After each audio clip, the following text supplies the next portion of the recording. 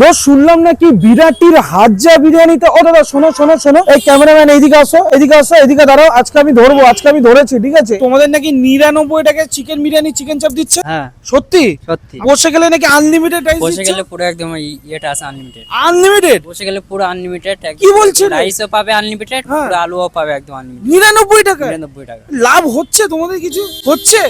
এ কি বলছে দাদা, 99 টাকায় নাকি বিরাটের মতো জায়গায় ওই যে দেখো চিকেন বিরিয়ানি, চিকেন চাপ, সাথে নাকি আনলিমিটেড রাইস আলু। ঠিক আছে দাদা, একটু দেখাও দেখি চিকেন বিরিয়ানি আর মাটন বিরিয়ানির চিকেন আর মাটন দেখাও। ঠিক আছে, এই যে চিকেনের পিসটা, এটা দাদা কত গ্রাম হবে? 120 গ্রাম মতো। ও মাটন কত গ্রাম হবে?